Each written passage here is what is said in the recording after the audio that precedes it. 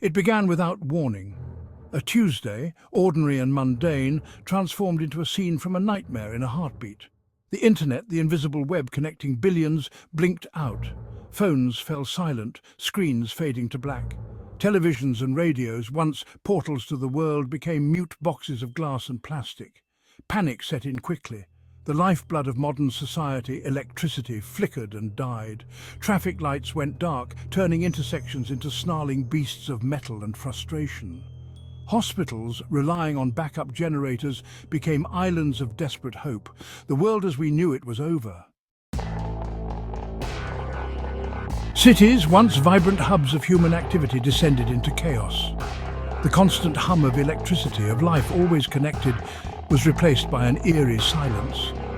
The darkness was suffocating, broken only by the flickering flames of hastily built fires.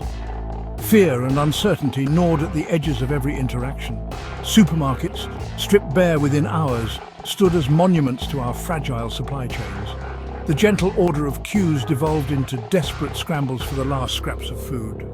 The thin veneer of civilization, so easily maintained in times of plenty, cracked and crumbled. Without technology, the intricate systems that underpinned society crumbled.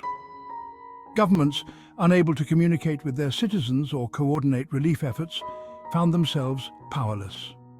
Financial markets, built on a foundation of instantaneous data transfer, evaporated overnight. The world was thrust back decades to a time before globalization and instant communication. The rule of law, already fragile in some parts of the world, shattered completely. Gangs roamed the streets, preying on the weak and desperate. The lucky ones, those with skills and knowledge suited to a world without technology, banded together for protection and support. A glimmer in the darkness. Yet, even in the face of unimaginable hardship, the human spirit endured. In rural communities where self-sufficiency had never gone entirely out of fashion, people adapted. Farmers, reliant on the land for generations, became beacons of hope. Their knowledge of planting, harvesting and preserving food proved invaluable. Skills long forgotten were resurrected. The elderly, once dismissed as relics of a bygone era, found their knowledge of traditional crafts and remedies in high demand. Children, no longer glued to screens, learned the rhythms of the natural world. Rediscovering lost skills. Communities, once defined by geographical boundaries, reformed around shared needs and values.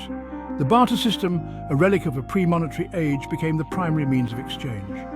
People traded skills for food, labor for shelter, rebuilding a semblance of society from the ground up.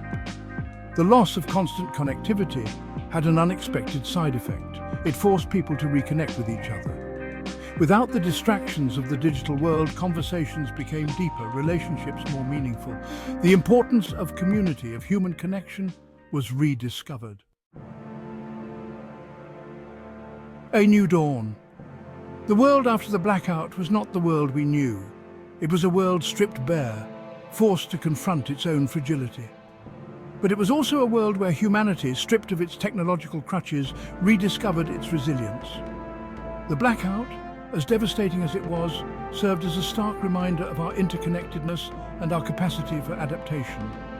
In the end, the day technology died, forced humanity to confront its own mortality, to remember what it truly meant to be human. It was a hard lesson, learned in the crucible of unimaginable hardship. But it was a lesson that would shape the future of our species.